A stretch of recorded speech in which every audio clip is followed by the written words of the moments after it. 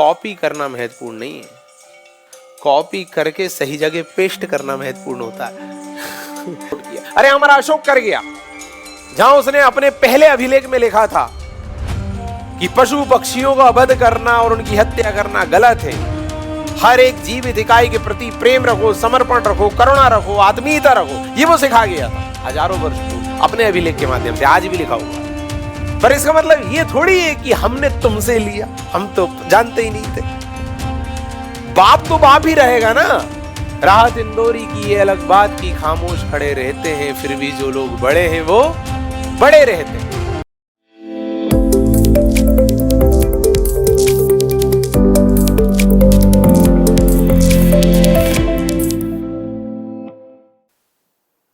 तो जो भी व्यक्ति आपसे कहे कि ना अंबेडकर महान ना संविधान महान, तुमने दूसरी जगह से कॉपी पेस्ट किया है, उधार लिया है, चुराया है, इसमें तुम्हारा क्या है?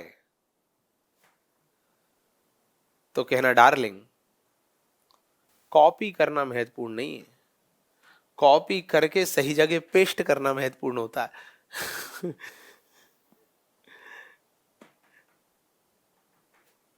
अकेला कॉपी करना महत्वपूर्ण थोड़ी होता, कॉपी करके सही जगह सही तरह से पेस्ट किया कि नहीं, वो इंपॉर्टेंट होता है। और वही गेम है यहां पर। हमने आपके प्रावधानों से प्रेरित होना स्वीकार किया, नो डाउट, बट पेस्ट तो उसे हमने अपनी परिस्थिति के अकॉर्डिंग किया। हमने संघात्मक व्यवस्था ली कनाडा से, बट क्या एज इट इज पेस्ट कर दिया? नहीं, हमने संघात्मकता और एकात्मकता के मिश्रण मतलब अर्ध संघात्मकता को स्वीकार किया, और उसमें भी झुकाव किसकी तरफ रखा? एकात्मकता की ओर, ताकि अलगाववाद पैदा ना हो, केंद्र के नियंत्रण में सब लोग बने रहें। हाँ या ना? दूसरा, हमने औपचारिक मुखिया के रूप में राष्ट्रपति का पद ब्रिटेन से लिया, नो डाउट, बट हमने क्या उसे एज इट इज पेस्ट किया? नहीं, अपनी परिस्थिति के अकॉर्डिंग किया। जहां हमारे देश के राष्ट्रपति ब्रिटेन की महारानी की तरह केवल औपचारिक मुखिया नहीं है, उन्हें कुछ अधिकार भी हैं जो ब्रिटेन की रानी को नहीं है। आपने प्रीलिम्स की क्लास में मुझसे पढ़ा था कि आपके देश के राष्ट्रपति को, हमारे देश के राष्ट्रपति को वीटो की पावर भी प्राप्त है, जहां वो सरकार के फैसले को रोक सकते हैं, पलटवा सकते हैं। हाँ या ना? हमारे राष्ट्रपति को आर्टिकल 78 के माध्यम से अधिकार प्राप्त है कि वो सरकार से और प्रधानमंत्री से जवाब मांग सकते हैं कि बताओ आपकी सरकार क्या कर रही है, उसकी रिपोर्ट मांग सकते हैं। तो ये अधिकार क्या ब्रिटेन की महारानी को है? नहीं है। तो औपचारिक रूप में हमारे राष्ट्रपति उनके जैसे हैं, पर एज इट इज वैसे नहीं है। हमने परिस्थिति अनुसार उनको कुछ दूसरे अधिकार भी दिए। इसके अलावा मंत्रिमंडलीय व्यवस्था आपने ब्रिटेन से ली, अच्छी बात है, पर क्या एज इट इज पेस्ट किया? नो। ब्रिटेन में क्या होता है, वहां पर जब कोई बिल पास होता है तो उस पर अंतिम हस्ताक्षर उसी मंत्री के होते हैं जिस मंत्री के विभाग का वो कानून है। पर हमारे देश में क्या होता है, जब कोई बिल पास होता है तो पास होने के बाद राष्ट्रपति महोदय के पास जाता है, और हर बिल पर अंतिम स्वीकृति और हस्ताक्षर किसके होते हैं? राष्ट्रपति के होते हैं।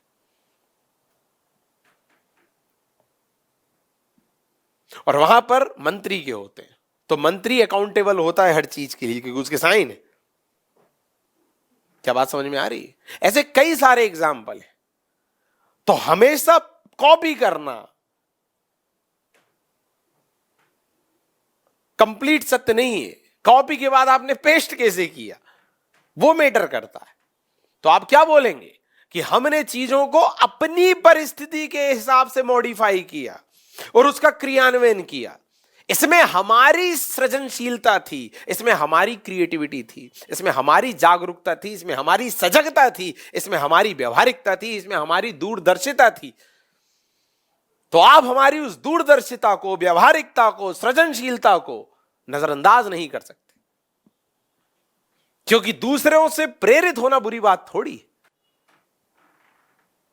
अपने देश की परिस्थितियों के हिसाब से उसे ढाल के लागू करना, यह मैटर करता है। वो हमने किया। क्या बातें क्लियर है? अच्छा, एक बात तो ये हो गई। दूसरी बात, ये एक हिस्सा हो गया। कौन सा हिस्सा? कि केवल कॉपी नहीं किया, कॉपी करने के बाद पेस्ट अपने हिसाब से किया, ये वाला पॉइंट। अब दूसरे हिस्से पे जाओ। कुछ तत्व ऐसे हैं संविधान में जिसपे आधुनिक युग में थोड़ा पहले आजाद हो गए देश दावा करते हैं कि हमारे हैं, पर ये भूल जाते हैं कि वो तत्व भारत में पहले से विद्यमान थे। एग्जाम्पल, डेमोक्रेसी की बात करते हैं, लोकतंत्र की बात करते हैं। तो आप वैदिक काल उठा के पढ़ो, आप ऋग्वेदिक काल पढ़ो, आप पढ़ते हो वहां पर कि राजा जो है उसका चयन कबीले के लोग आपस में से करते थे। मतलब क्या थी? डेमोक्रेसी। मंत्रिमंडलीय व्यवस्था की बात करो, आप वैदिक काल में पढ़ते हो रत्निन, मतलब 12 सहयोगी होते थे राजा के, जो राजा को कार्य संचालन में सहयोग करते थे। हाँ या ना? आप आज द्विसदनात्मक व्यवस्था की बात करते हो, लोकसभा और राज्यसभा की, तो वो लोकसभा और राज्यसभा जैसी इकाइयां सभा और समिति के रूप में वैदिक काल में हमने देखी थी। ऋग्वेदिक काल में जो राजा का निर्वाचन भी करती थी, उस पर नियंत्रण भी रखती थी। तो ये जो संविधान में शामिल घटक हैं, चाहे द्विसदनात्मक व्यवस्था हो, चाहे मंत्रिमंडलीय व्यवस्था हो, चाहे डेमोक्रेसी हो, इन सब के साक्ष्य, इन सब का प्रचलन भारतीय इतिहास में हजारों वर्ष पूर्व भी था।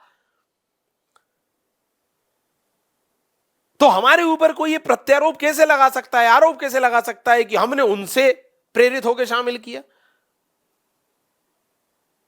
हां, आधुनिक दुनिया में चूंकि हम लेट आजाद हुए, चूंकि हमारा संविधान बाद में बना और आप पहले आजाद हो गए थे, आपका संविधान पहले बन गया, तो आपने उन चीजों को पहले लागू कर दिया। हम आधुनिक युग में लागू करने में लेट हो गए, बट इसका यह मतलब नहीं कि हमारे देश से उन तत्वों का कोई संबंध नहीं है। उनकी उत्पत्ति, उनकी जन्मस्थली तो भारत ही, यह मैं कहना चाहता हूं। क्या बातें क्लियर है? लोक कल्याणकारी राज्य की अवधारणा, अशोक का धम्म क्या था? जहां वो जनता के प्रति प्रजा वात्सल्य का भाव रखता था, लोक कल्याण की बात करता था, ये क्या था? आज प्रकृति प्रेम की बात करते हैं, ह्यूमन राइट्स की बात करते हैं, पशु पक्षियों के संरक्षण की बात करते हैं और बोले हमने इन चीजों को प्रमोट किया। अरे हमारा अशोक कर गया, जहां उसने अपने पहले अभिलेख में लिखा था कि पशु पक्षियों का वध करना और उनकी हत्या करना गलत है, हर एक जीवित इकाई के प्रति प्रेम रखो, समर्पण रखो, करुणा रखो, आत्मीयता रखो, ये वो सिखा गया था हजारों वर्ष पूर्व अपने अभिलेख के माध्यम से। आज भी लिखा हुआ है। लोक कल्याणकारी राज्य की स्थापना के क्रम में वो सिखा गया था कि राजा का ड्यूटी है, राजा का कर्तव्य है जगह जगह पर जलाशय बनवाना, जगह जगह पर रहने की स्थली बनवाना, पानी की व्यवस्था करना, स्वास्थ्य की व्यवस्था करना, शिक्षा की व्यवस्था करना, वृक्षारोपण करवाने तक का उसने वर्णन किया। युक्त, राजुक, प्रादेशिक जैसे अधिकारियों की नियुक्ति वो करता था, धम्म महामात्यों की नियुक्ति करता था। वो कहता था जाके देखो समाज में सब सही चल रहा है कि नहीं। तो चाहे पर्यावरण का प्रोटेक्शन हो, चाहे लोक कल्याणकारी राज्य की अवधारणा हो, चाहे प्राणी मात्र के प्रति करुणा और दया हो, ये सब पहले से है हमारे यहां। बस आधुनिक युग में हम इन्हें स्वीकार करने में थोड़ा लेट हो गए, क्योंकि हम लेट आजाद हुए। पर इसका मतलब ये थोड़ी है कि हमने तुमसे लिया, हम तो जानते ही नहीं थे। बाप तो बाप ही रहेगा ना। बाप यदि शांत थे तो इसका मतलब ये थोड़ी बाप को पता नहीं है। बाप को पहले से पता है, बस बाप बोल नहीं रहा है बेटे के सामने। बेटा पहले बोल देता है और बेटा बोलता चूंकि मैंने पहले बोला अतः आपने मेरा कॉपी पेस्ट किया। बाप बोले नहीं बेटा, हमने बस बोलने में देरी कर दी, पता तो हमें भी था। राहत इंदौरी की ये अलग बात की खामोश खड़े रहते हैं, फिर भी जो लोग बड़े हैं वो बड़े रहते हैं। This is the game. Clear है? तो उधार के थैले वाली बात दो हिस्सों में बांट दिया आपने। नंबर 1, क्रियान्वयन अपनी परिस्थिति अनुसार किया, और नंबर 2, इन सिद्धांतों की जन्मस्थली पहले से ही क्या थी? भारत थी। बस हम स्वीकार करने में थोड़ा क्या हो गया।